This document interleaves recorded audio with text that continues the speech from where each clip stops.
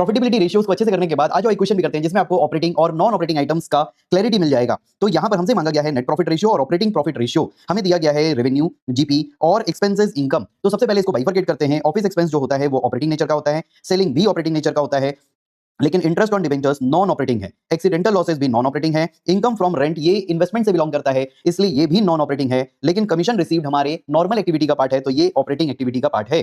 ठीक, ऑपरेटिंग का पार्ट है ये। और जब हम नेट प्रॉफिट निकालते हैं तो नेट प्रॉफिट निकालते वक्त हमें ऑपरेटिंग नॉन ऑपरेटिंग दोनों लेना होता है। तो हम लेंगे जीपी, जीपी में हम प्लस करेंगे ऑपरेटिंग नॉन ऑपरेटिंग दोनों income, that is 2500 and 2000, that is 4500। मैंने एक साथ ले लिया 4500 और फिर यहां पर जितने एक्सपेंसेस हैं उनको माइनस कर दो। 15, 41, 46, 58,000 आ रहा है, इसे माइनस कर दो। 17 और 4500, 21,500 का नेट प्रॉफिट है। तो नेट प्रॉफिट रेशियो क्या हो जाएगा? 21,500 डिवाइड करो इसको revenue from operations 2 lakh rupees multiplied by 100, तो ये आंसर आ जाएगा 21.5 का हाफ 10.75%। ये हमारा नेट प्रॉफिट रेशियो आ गया। अब नेक्स्ट चाहिए हमें operating profit ratio. Operating profit ratio के लिए ऑपरेटिंग प्रॉफिट चाहिए। ऑपरेटिंग प्रॉफिट दो तरीके से निकाला जा सकता है, एक ग्रॉस प्रॉफिट और एक नेट प्रॉफिट से। दोनों समझ लो। ग्रॉस प्रॉफिट में हम प्लस करेंगे ऑपरेटिंग इनकम और माइनस करेंगे ऑपरेटिंग एक्सपेंसेस। तो यहां पर ग्रॉस प्रॉफिट दिया हुआ था 75,000, ऑपरेटिंग इनकम, इस बार नॉन ऑपरेटिंग को नहीं लेना है, सिर्फ ऑपरेटिंग, तो सिर्फ कमीशन रिसीव को लेंगे, सिर्फ हम कमीशन रिसीव को लेंगे, दैट इज 2000 प्लस हो जाएगा और माइनस करेंगे सिर्फ ऑपरेटिंग मतलब ऑफिस और सेलिंग, 41,000 माइनस हो जाएगा।